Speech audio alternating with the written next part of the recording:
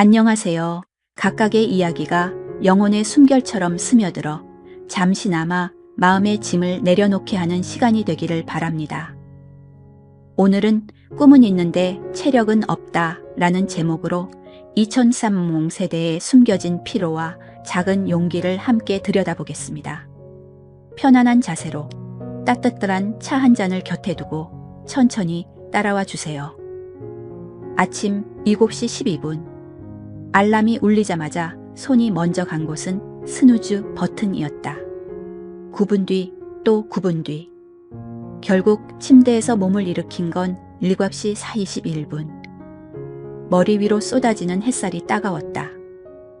오늘은 진짜 일찍 일어나서 산책이라도 할까 했던 어젯밤의 다짐은 이미 흐릿한 안개처럼 사라졌다. 지하철역으로 내려가는 계단을 내려다보니 다리가 무겁다. 한 칸 한 칸 발을 디딜 때마다 이 계단이 왜 이렇게 가파르지? 라는 생각이 스친다.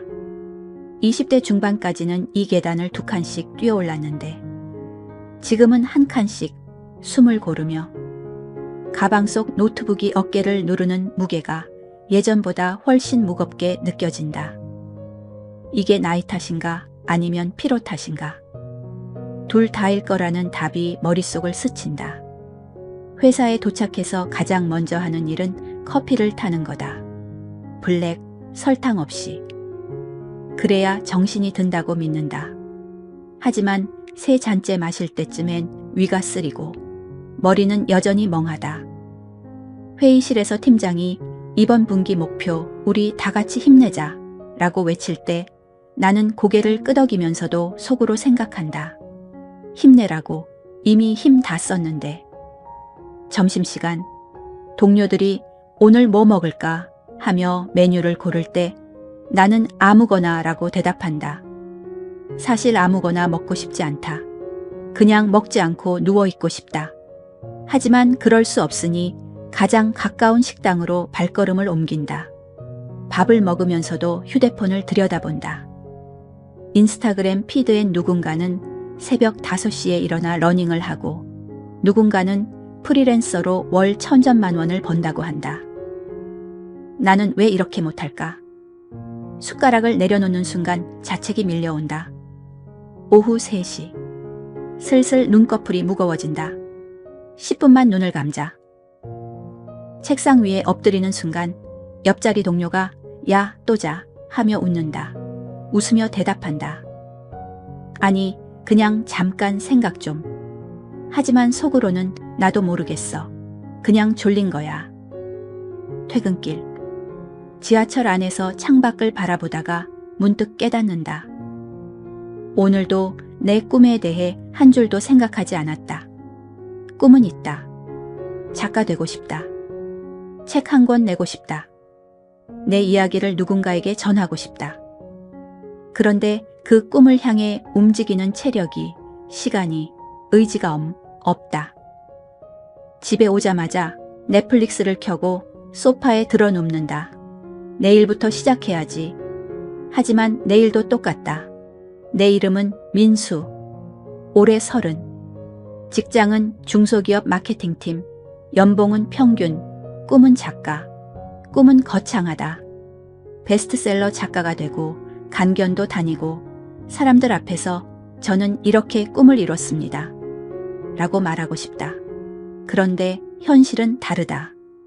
하루 9시간 근무, 야근 2번, 주말엔 밀린 집안일과 휴식. 휴식이라 해봤자 소파에 누워서 유튜브 보기, 혹은 친구들과의 술자리. 술 마시고 나면 다음날 더 피곤하다. 악순환이다. 어느 날 회사 동기 은정이 퇴사했다. 나 프리랜서로 전향할 거야. 글 쓰는 거로 먹고 살 거야. 다들 놀랐다. 은정은 나와 비슷한 꿈을 가졌던 애였다. 그런데 은정은 진짜 움직였다. 퇴사 후 첫 달은 힘들었다고 했다. 수입이 없다 보니 부모님 집으로 들어갔다. 새벽 4시에 일어나 글을 쓰고 낮에는 알바를 뛰었다. 그러다 어느 날 한 에세이가 온라인 매체에 실렸다. 그 뒤로 입소문이 나기 시작했다. 지금은 책 계약까지 따냈다. 은정의 소식을 들었을 때 나는 진심으로 축하했다. 그런데 집에 오는 길 지하철 안에서 눈물이 났다. 왜 나는 못할까? 부럽기도 하고 한편으로는 화가 나기도 했다. 나 자신에게. 너는 왜 그렇게 나약해? 라는 목소리가 머릿속을 맴돌았다. 그날 밤 오랜만에 노트북을 열었다. 돛가 쌓인 키보드를 닦아내며 새 문서를 하나 만들었다. 제목은 첫 문장. 손가락이 키보드 위를 맴돌았다. 뭐라고 써야 할지 모르겠다. 안녕하세요. 저는... 아니, 너무 뻔하다. 어릴 적부터... 아니, 그건 더 뻔하다. 결국 쓴 건 한 문장뿐이었다. 꿈은 있는데 체력은 없다. 그 문장을 보고 웃음이 나왔다. 웃다가 또 눈물이 났다. 이 문장이 나의 전부 같았다. 거창한 포부도 대단한 계획도 없다. 그냥 솔직한 심정. 이 문장을 시작으로 조금씩 써 내려가기 시작했다. 하루에 한 문장, 다음 날은 두 문장, 그러다 어느 날은 한 페이지. 피곤해서 손이 떨릴 때도 있었다. 그래도 썼다. 이게 내 체력의 한계인가 싶을 때도 그냥 썼다. 3개월 뒤. 나는 여전히 회사에 다닌다. 하지만 퇴근 후 2시간은 내 시간이다. 노트북을 펴고 글을 쓴다. 처음엔 블로그에 올렸다. 민수의 솔직한 밤이라는 제목으로. 조회수는 10도 안 됐다. 그래도 상관없었다. 쓰는 게 좋았다. 쓰다 보면 하루의 피로가 조금씩 녹아내리는 기분이었다. 어느 날 한 독자가 댓글을 달았다. 저도 꿈은 있는데 체력이 없어요. 근데 민수님 글 읽으니까 조금씩 해볼 힘이 생겨요. 그 댓글을 보고 또 울었다. 이번엔 슬프지 않았다. 따뜻했다.